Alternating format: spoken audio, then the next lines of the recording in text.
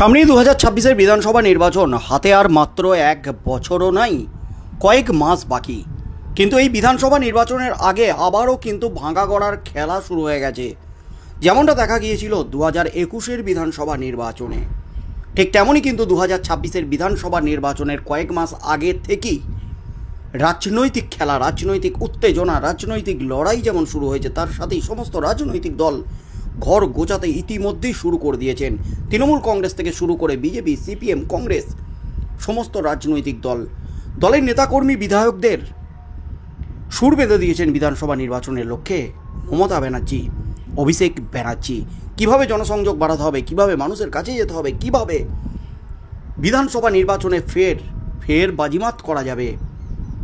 যখন বিধানসভা নির্বাচনের লক্ষ্যে ঝাঁপিয়ে পড়েছে তৃণমূল কংগ্রেস সহ শাসক দল এবং বিরোধীরা, ঠিক সেই মুহূর্তে বড়সড় ভাঙনের মুখে ফের তৃণমূল কংগ্রেস, ফের তাসের ঘরের মতো ভেঙে গেল তৃণমূল কংগ্রেস। আর এবার এমন জায়গায় ভাঙল যা দেখে রীতিমতো চমকে উঠল গোটা রাজ্যবাসী।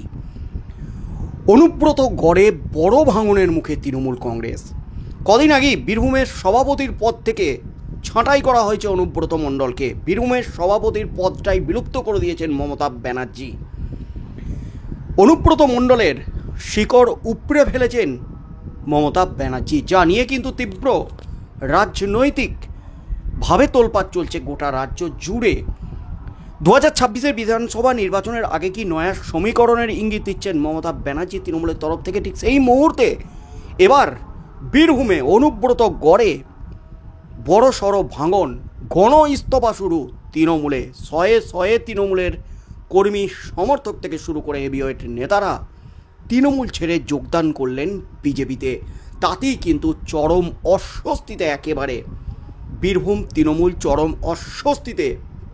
কালীঘাট চরম বিপাকে, বড় ধাক্কা তৃণমূল সুপ্রিমো মমতা ব্যানার্জির জন্য। এই মুহূর্তের সবচেয়ে বড় খবর, রামপুরহাটের পর অনুব্রত মণ্ডলের ডাকে মিছিল হলো বোলপুরে।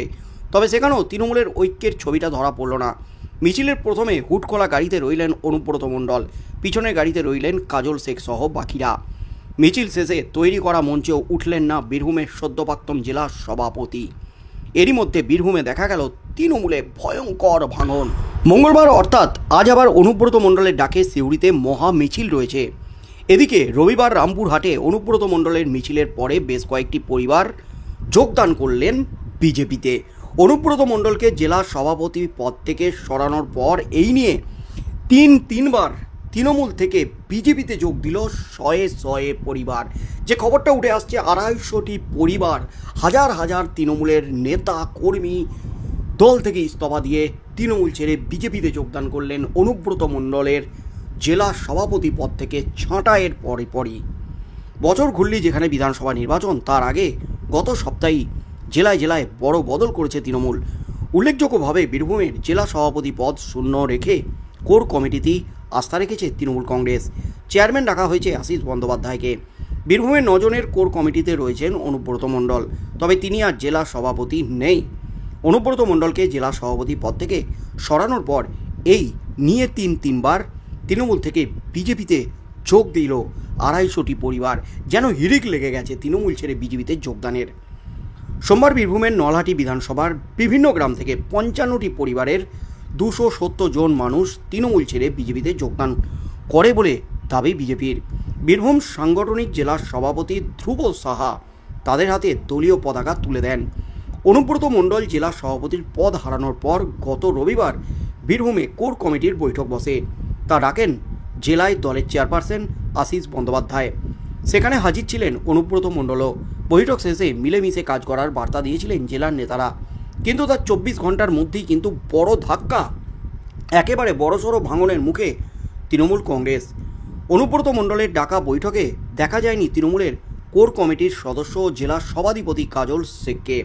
অনুব্রত মণ্ডলের ঘনিষ্ঠ সূত্রে দাবি করা হয়, রবিবার বৈঠক চলাকালীন তৃণমূল সুপ্রিমো অনুব্রত মণ্ডলকে ফোন করেছিলেন। তার মধ্যে তৃণমূলের পরপর ভাঙনের দাবি। কি হতে চলেছে লালমাটির দেশে ঘাসফুলের ভবিষ্যৎ? নজর কিন্তু রয়েছে কালীঘাটের সেদিকেই।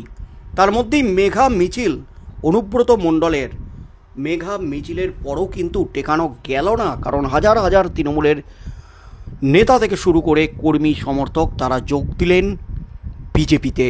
2026-এর বিধানসভা নির্বাচন যখন আসন্ন, ঢাকে কাঠি যখন পড়ে গেছে এবং গরু পাচার মামলায় যখন দীর্ঘদিন জেলে ছিলেন অনুব্রত মণ্ডল, সেই 2022 সাল থেকে 2022-এর আগস্ট থেকে 2024-এর সেপ্টেম্বর, 2 বছরেরও বেশি সময় ধরে জেলবন্দি ছিলেন অনুব্রত মণ্ডল। দীর্ঘ প্রায় 1.5 বছর তিহার জেলে ছিলেন, দিল্লির জেলে বন্দী ছিলেন অনুব্রত মণ্ডল।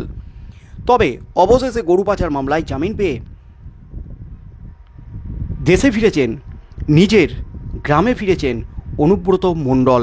তবে অনুব্রত মণ্ডল বোলপুরে ফিরলেও বেতাজ বাদশার ডানা ছেঁটেছেন মমতা ব্যানার্জি। তার হাতে কিন্তু দলের সমস্ত দায়ভার যেমন আগে ছিল, সেরকম সেই দায়ভারটা, সেই অধিকারটা ছিনিয়ে নেওয়া হয়েছে তৃণমূলের তরফ থেকে। আশিস বন্দ্যোপাধ্যায়কে নির্দেশ দিয়েছেন মমতা ব্যানার্জি, তিনিই কিন্তু সমস্ত বৈঠক মিছিল সব কিছু ডাকবেন। তাই এরপর থেকে অনুব্রত মণ্ডলের ডানা যেমন ছাঁটা হয়েছে, তেমনই কিন্তু অনুব্রত মণ্ডলের হাত থেকে ক্ষমতা কেড়ে নেওয়া হয়েছে। তাকে সভাপতির পদ থেকে সরিয়ে দেওয়ার পরপর তার হাত থেকে বীরভূমের রাশ তুলে নিয়েছেন মমতা ব্যানার্জি। কারণ অনুব্রতহীন বীরভূমে লোকসভা নির্বাচনে ব্যাপক ফল করেছে তৃণমূল কংগ্রেস কাজল শেখের নেতৃত্বে।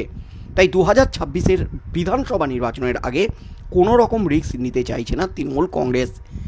কারণ অনুব্রত মণ্ডল দীর্ঘদিন ধরে গরু পাচার মামলায় জেলে ছিলেন। তিনি এখনও কিন্তু আদালত থেকে ক্লিনচিট পাননি। তদন্ত এখনও চলছে, আদালতে মামলা এখনও চলছে।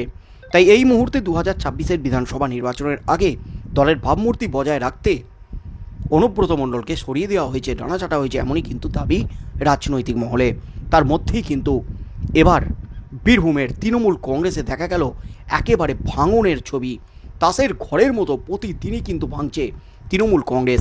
এই নিয়ে তিনবার অনুব্রত মণ্ডল সভাপতির পদ থেকে সরানোর পর তিনবার ভাঙন ঘটল তৃণমূলে। 250টি পরিবার তৃণমূল ছেড়ে বিজেপিতে যোগদান করলেন। তার মধ্যে রয়েছেন হেভিওয়েট কিছু নেতা থেকে শুরু করে কর্মীরাও। অর্থাৎ হাজার হাজার তৃণমূল কর্মীদের গণ ইস্তফা বিধানসভা নির্বাচনের আগে বীরভূমে চাপ বাড়াচ্ছে তৃণমূল কংগ্রেসে।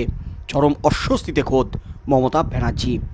এরপর ড্যামেজ কন্ট্রোলে এবং 2026-এর বিধানসভা নির্বাচনে আবারও তৃণমূলকে শক্তপোক্ত করতে বীরভূমে, কারণ বীরভূম হচ্ছে তৃণমূলের শক্ত ঘাঁটি, যা এতদিন অনুব্রত মণ্ডলের হাতে একেবারে শক্তপোক্ত ছিল।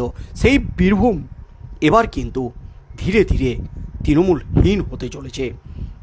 তৃণমূলের হাত থেকে কিন্তু কিছুটা হলেও তাদের ভোটার কমছে, তার ফলেই কিন্তু উদ্বেগ বেড়েছে। তাই আবারও ওই সমস্ত ভোটারদের ধরে রাখতে, তৃণমূলের নেতা কর্মীদের দলে ধরে রাখতে কী পদক্ষেপ নেন রাজ্যের মুখ্যমন্ত্রী মমতা ব্যানার্জি, সেদিকেই চোখ থাকবে গোটা রাজ্যের।